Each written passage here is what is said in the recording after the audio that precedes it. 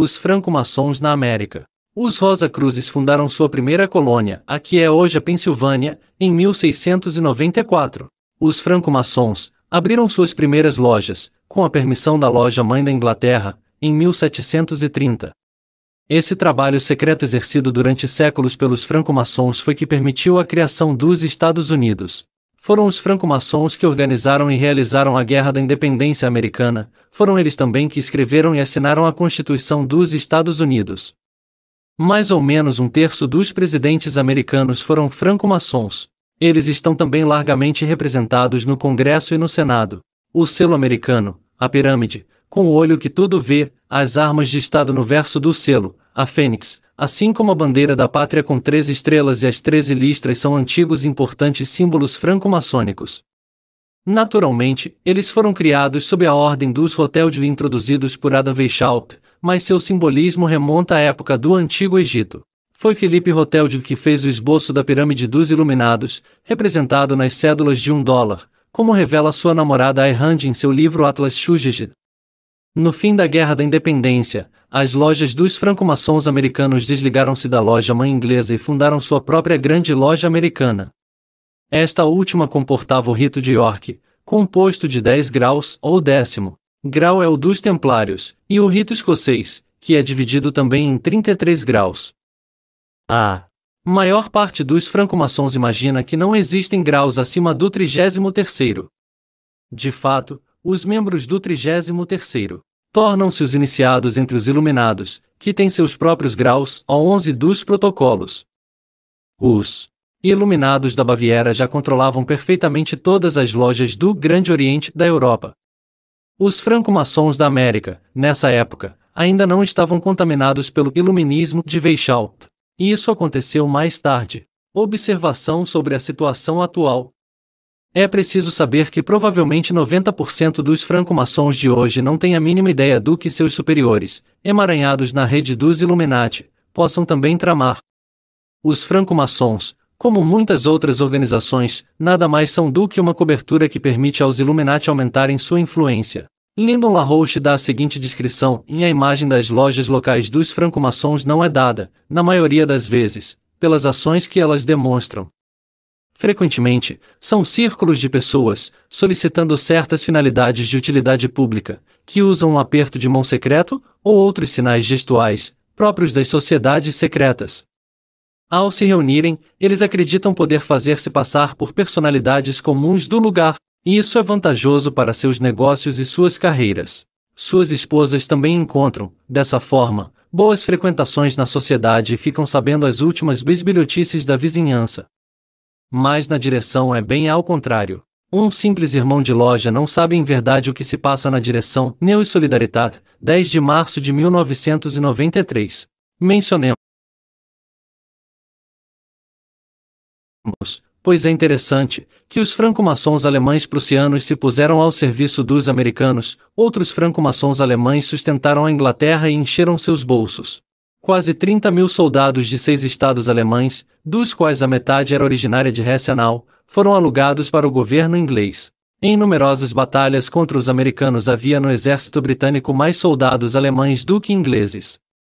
Citemos a Batalha de Trenton, onde só combateram alemães. Durante esse tempo, como eram as finanças nos Estados Unidos? Os presidentes Benjamin Franklin e Thomas Jefferson eram ferozmente contra a ideia de um banco central privado que controlaria a moeda americana. Após a morte de B. Franklin em 1790, os agentes de Rothschild promoveram Alexander Hamilton ao posto de ministro das Finanças. Este criou o First National Bank of the United States, o primeiro banco central americano. Ele foi estruturado como Banco da Inglaterra e era controlado pelos Rothschild. Em 1811 terminou o contrato do banco com os Estados Unidos. A economia americana estava já de tal modo desestabilizada que o contrato de 5 anos não foi renovado. Em seguida, os Rothschild usaram tanto sua influência no parlamento britânico que a Inglaterra exigia de volta suas colônias na América. Isso causou a Guerra de 1812 a 1814. Essa guerra endividou tão fortemente os Estados Unidos que não lhe restou nada mais a fazer senão pedir novamente um crédito aos banqueiros, isto é, ao Banco Central. Em 1836, sob a presidência de Andrew Jackson, ele foi novamente liberado, mas retomou novamente sua concessão em 1863 e tornou-se em 1913 o Federal Reserve Bank, hoje o Banco Central Americano. Logo adiante, explicações mais amplas. Com a morte de Mayer Amschel em 1812, o direito de decidir da fortuna familiar ficou com Nathan Rothschild. Garantido por essa posição, ele criou o Nathan Mayer Rothschild Sons Bank em Londres, com sucursais em Viena, Paris e Berlim.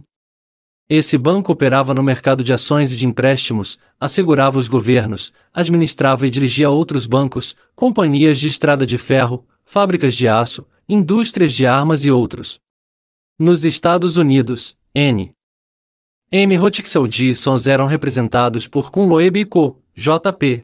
Morgan & Co. e August Belmont & Co. Nathan conservou essa posição no clã familiar até 1836, quando foi envenenado durante uma reunião de família. O motivo da reunião foi a celebração do casamento de seu filho Lionel Rothschild.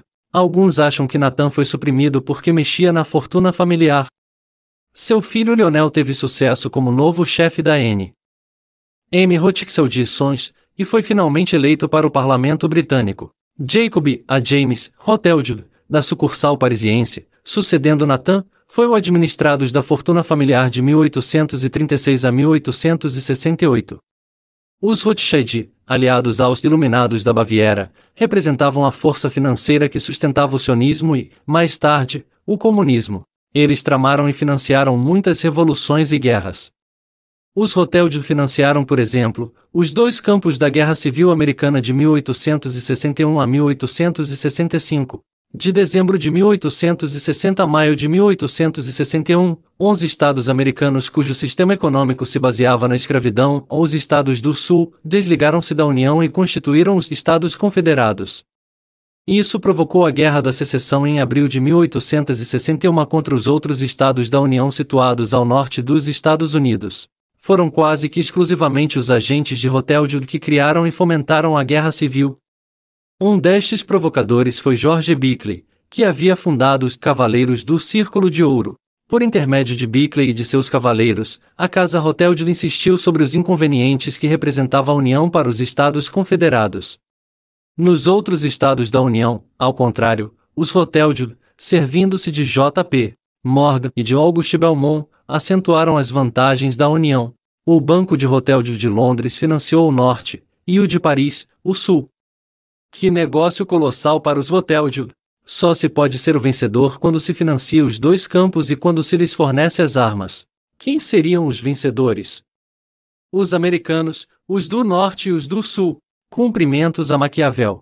Entretanto, o presidente Lincoln, que havia percebido o jogo dos Rothschild, recusou-se, em 1862 e 1863, a pagar-lhes os juros que se elevavam a somas colossais. Pouco depois, ele encarregou o Congresso de fazer imprimir os dólares greenback, para pagar as tropas da União. Bem entendido, isto não estava de acordo com o plano dos Rothschild. A consequência foi que, por sua ordem, um dos seus agentes, John Wilkes Booth, matou Lincoln em 14 de abril de 1865. Mais tarde ele foi libertado da prisão pelos Cavaleiros do Círculo de Ouro e passou o restante de sua vida agradavelmente na Inglaterra com uma soma rechonchuda oferecida pelos Rothschild. Após a morte de Lincoln, os dólares greenback foram novamente retirados de circulação e resgatados a um preço ridiculamente baixo pelos banqueiros Morgan, Belmont e Rothschild.